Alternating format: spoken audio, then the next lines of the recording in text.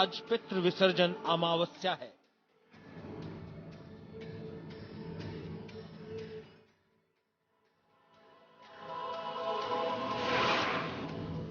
श्राद्ध करने का अंतिम दिन।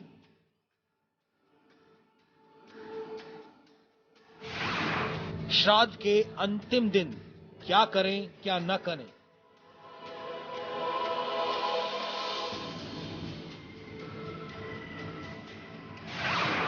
कैसे मिले श्राद्ध में तर्पण का फल।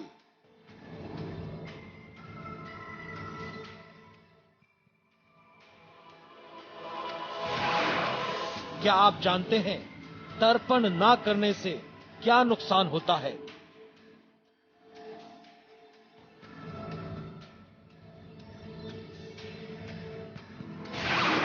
श्राद्ध के अंतिम दिन कैसे करें तर्पण।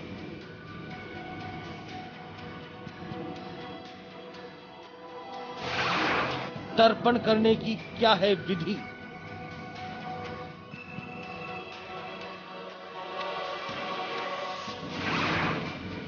जानेंगे पंडित वैभवनाथ शर्मा से ठीक 7:02 पर।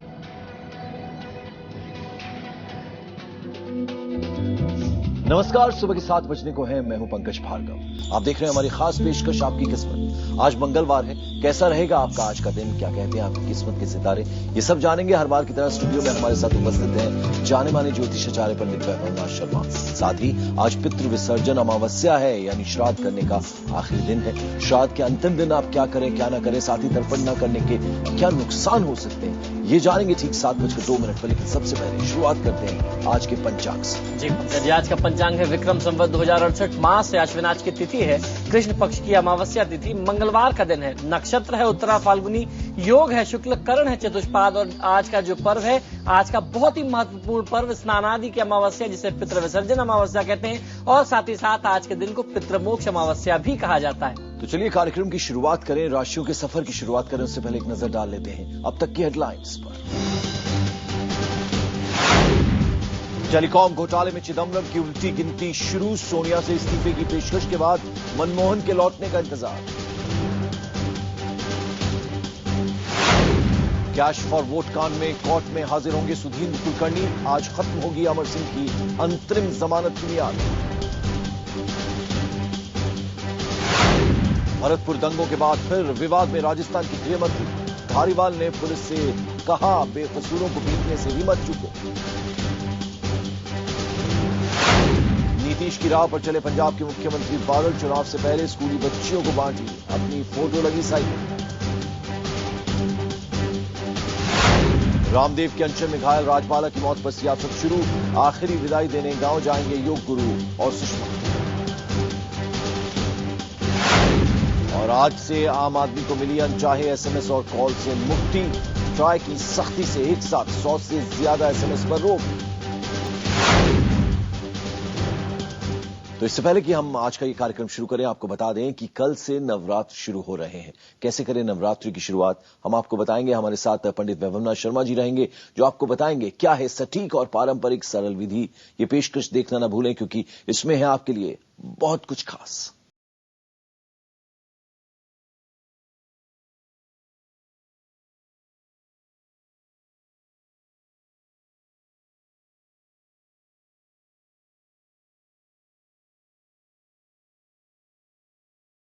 तो पितृ विसर्जन अमावस्या आज है, इस पर आप क्या करें क्या ना करें, साथ ही जानेंगे तर्पण करने की विधि क्या है। पंडित जी, तो ये पितृ विसर्जन अमावस्या है जी, इसको किस तरह से देखें, यानी क्या क्या आज के दिन करें तो अच्छा रहेगा। जी बिल्कुल, देखिए आज का दिन बहुत ही महत्वपूर्ण माना जाता है हमारे यहाँ शास्त्रों में। पितृ विसर्जन अमावस्या अर्थात आश्विन मास के कृष्ण पक्ष की अमावस्या को पितृ विसर्जन अमावस्या कहा जाता है। इस दिन पितृलोक से आए हुए आपके जो पितृेश्वर हैं, महालय भोजन में तृप्त होकर के अपने लोक को वापस जाते हैं, जिसे पितृमोक्ष अमावस्या भी कहते हैं। इसीलिए पितृ विसर्जन अर्थात पितरों की विदाई का दिन माना जाता है। ब्राह्मण भोजन तथा तथा दानादि से पितृ तृप्त होते हैं। जाते समय वे अपने पुत्र पौत्रों को आशीर्वाद स्वरूप अमृत की वर्षा करके जाते हैं। इस दिन स्त्रियां संध्या समय में दीपक जलाती हैं और दीपक के साथ कुछ भोग रखने की भी मान्यता मानी गई है। मिष्ठान अपने दरवाजे पे रखना, कुछ लोग बना करके पूड़ियां रखते हैं, सब्जी रखते हैं अपने पितरों के लिए कि जाते समय एक तो उनके मार्ग में अंधेरा ना हो और उसके साथ साथ जब उनकी विदाई हो रही हो तो उस समय वो अतृप्त ना हो,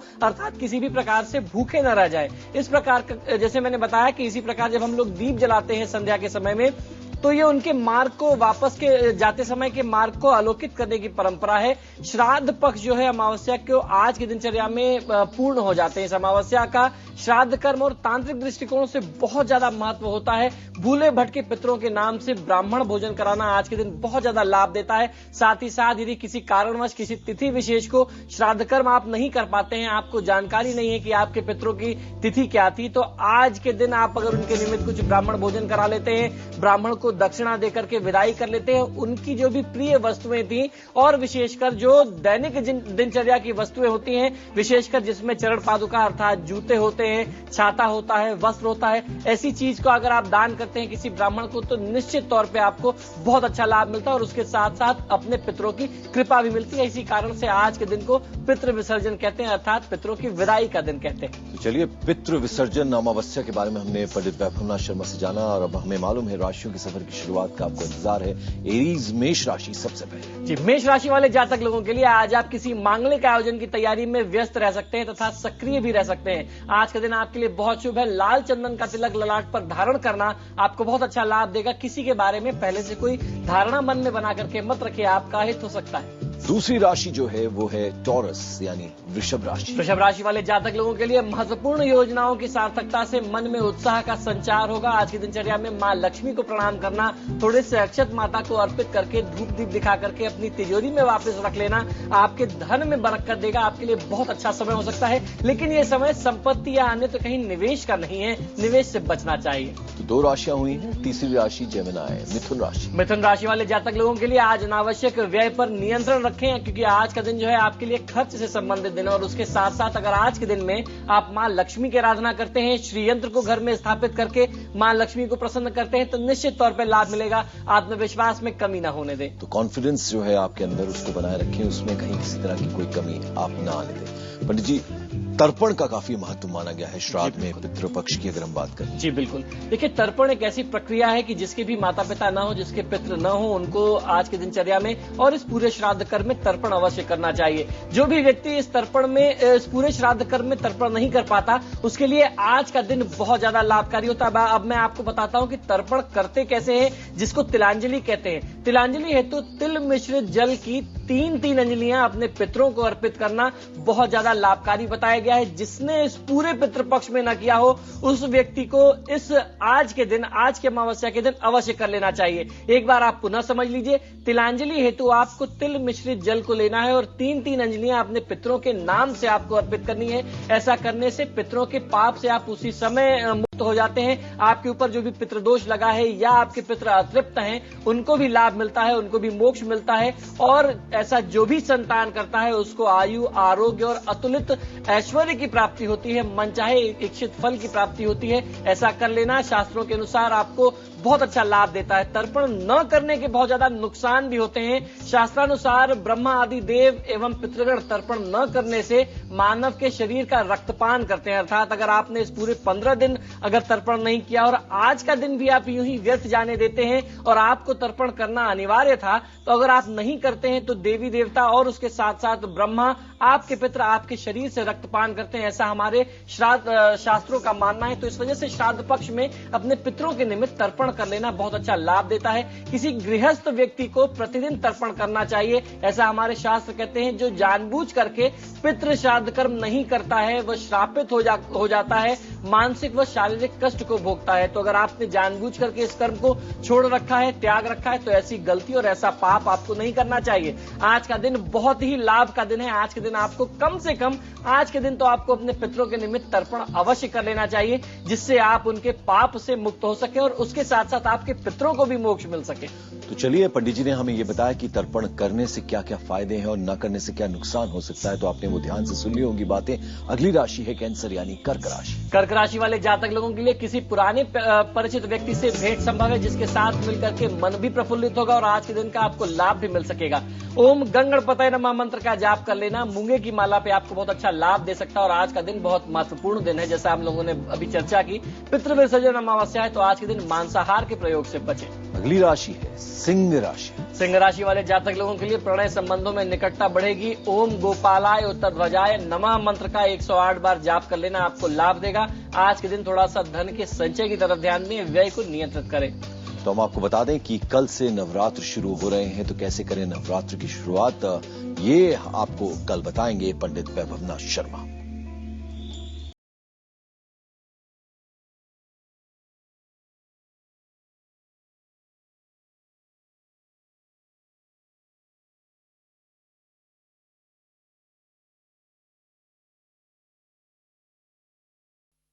तो पंडित जी, कल से नवरात्र शुरू हो रहे हैं, तो पूजा की कोई खास सामग्री है, विधि जो है, कुछ बताना चाहेंगे आप? जी बिल्कुल। देखिए, मैं अपने समस्त दर्शकों को ये आग्रह करता हूं कि मैं जिन वस्तुओं को आपके लिए बताने जा रहा हूं, आप इन वस्तुओं को समझ लीजिए, लिख लीजिए। ये आपके लिए बहुत ज्यादा लाभ की चीजें हैं और कल हम लोग यहीं पे पूजा शुरू करेंगे, तो आपको फिर उसमें बहुत ज्यादा सहूलियत हो जाएगी।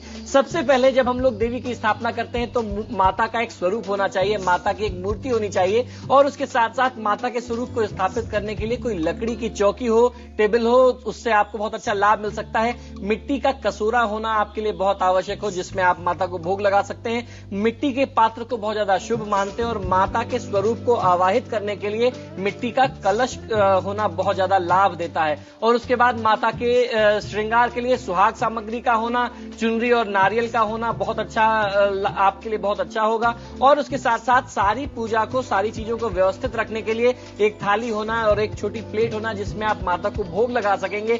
जल के लिए एक लोटा होना, तांबे का लोटा होगा तो बहुत उत्तम होगा। और अन्य सुविधा के लिए एक चम्मच का होना आपके लिए लाभ दे सकता है। मिट्टी के छोटे और बड़े कलश रख लें, जिससे आपको पूजा में लाभ मिलेगा। माता की, जैसे मैंने बताया, फोटो और मूर्ति तो बहुत अनिवार्य है। और उसके साथ साथ कलश के लिए भी आपको चुनरी लेना चाहिए, चुनरी जिससे आप कलश को थोड़ा सा व्यवस्थित कर सके, सुसज्जित कर सके।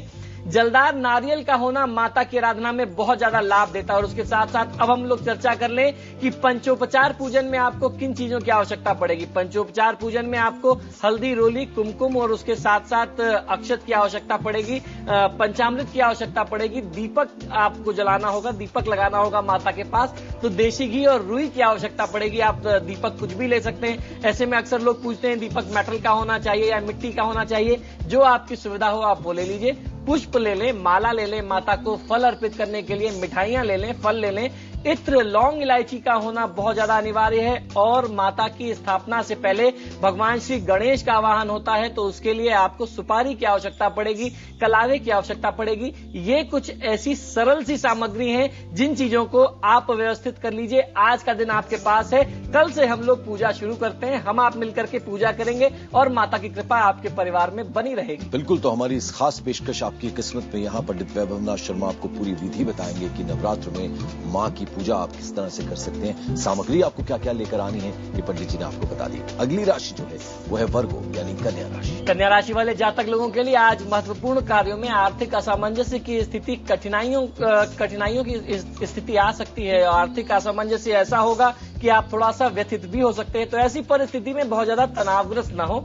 तुलसी के पौधे की पूजा करिए। जो भी आपके समक्ष आर्थिक स्थिति बिगड़ती आ रही है, जल्दी ही उसमें कोई ना कोई राहत मिल जाएगी। चलिए, पंडित जी ने मुझे काफी डरा दिया आज के दिन। अगली राशि की बात करते हैं, लिब्रा यानी तुला राशि। तुला राशि वाले जातक लोगों के लिए आज चल रहे राजकीय मामलों में अवरोधों की आशंका। और उसके साथ साथ आज की दिनचर्या का अगर आपको लाभ लेना है तो हनुमान आराधना करें और हनुमान जी के मंदिर में लाल चंदन अर्पित करिए, आपको बहुत अच्छा लाभ देगा। और उसके साथ आपको ध्यान ये रखना है कि आज की दिनचर्या में रुपए पैसे के लेन देन में बहुत ज्यादा सचेत और सजग रहे। चलिए, आहिस्ता आहिस्ता हम 8वीं राशि पर आ गए हैं। 8वीं राशि है स्कॉर्पियो यानी कि वृश्चिक राशि। वृश्चिक राशि वाले जातक लोगों के लिए शिक्षा प्रतियोगिता की दिशा में चिंताएं मन को प्रभावित कर सकती हैं, तो आज की दिनचर्या में चिंता को अपने ऊपर हावी मत होने दीजिए। भगवान श्री गणेश की आराधना कर लेना, गणेश जी के स्वरूप को अपने पूजा स्थान में रखना, गणेश यंत्र को अपने पूजा स्थान में रख करके पूजा करना आपको बहुत अच्छा लाभ देगा। शेयर मार्केट में निवेश से बचना चाहिए। 8 राशियां हो चुकी हैं, 4 राशियां भी बाकी बची हैं, उनके बारे में भी पंडित वैभवनाथ शर्मा से जानेंगे। एक छोटा सा ब्रेक ले रहे हैं, फौरन हाजिर होते हैं, कहीं मत जाइएगा, देखते रहिए आपकी किस्मत।